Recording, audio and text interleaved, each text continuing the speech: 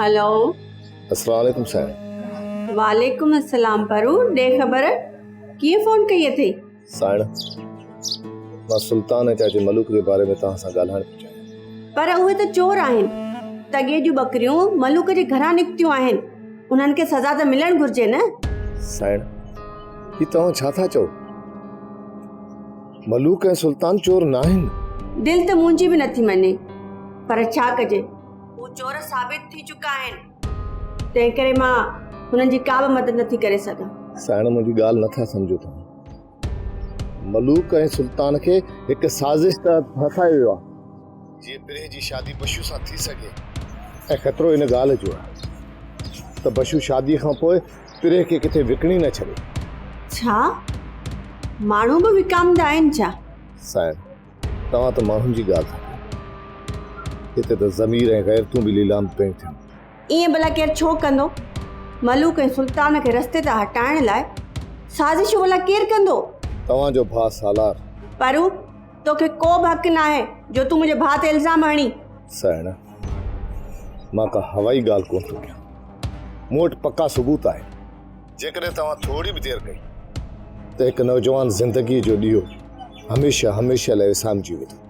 त पोइ पिरे जी बर्बादी जी ज़िमेदार तूं ई हूंदी। सिर्फ़ु मूंखे हिकु हफ़्तो ॾियो, मां तव्हांखे पकनि सबूतनि सां ॿुधाईंदुसि त मलूक ऐं सुल्तान बेगुनाह आहिनि। पर हुन हफ़्ते दौरान जेकॾहिं पिरे ऐं बशूअ जी शादी थी वई त उन ॾोह में तूं बि ॾोहाइणो हूंदो। ऐं पोइ मां उन्हनि मां कंहिंखे बि माफ़ कोन कंदुसि। पर हू चई छॾियो, सम्झ लोह ते लीक अची वई।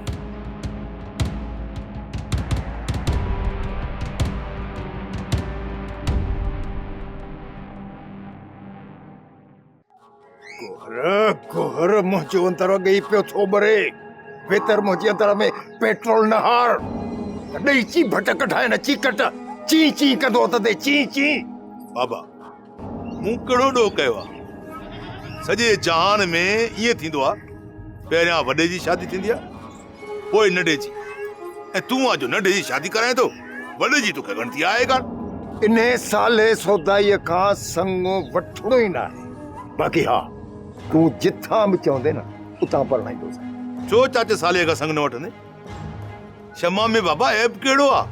छो न वठंदे संग शमा जो? शमा सालीअ जो रक्त रक्त इन खां वधीक ॿियो कहिड़ो ऐब थींदो बाबा?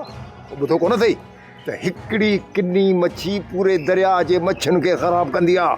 बाबा सदोरी मच्छी न हुई, माण्हू आहे माण्हू। हुनखे अगवा कयो वियो हुयो, उहो मजबूर हुई। ॿुधो कोन अथई त ॾुधल खीर वापसि थणे न वेंदो। दाग लॻी वियो हाणे साफ़ कॾहिं बि कोन थींदो। बाबा पहिरियां मां बि इहो ई सोचींदो हुउसि ऐं मां शमा सां शादी करण जो इरादो बि मुलतवी करे छॾियो। हुनखे चई बि छॾियुमि त मां तोसां शादी कोन कंदुसि।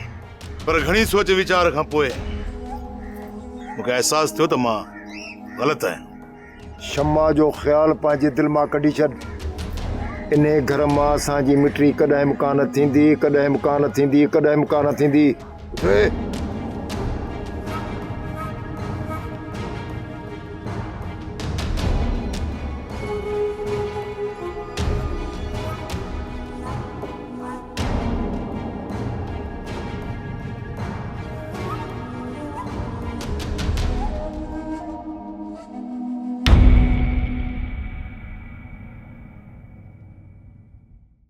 सोप सीरियल सिंध जाई तमाम एपिसोड्स ॾिसो हाणे HD क्वालिटीअ में। विज़िट करियो असांजो YouTube channel Sindh TV HD drama.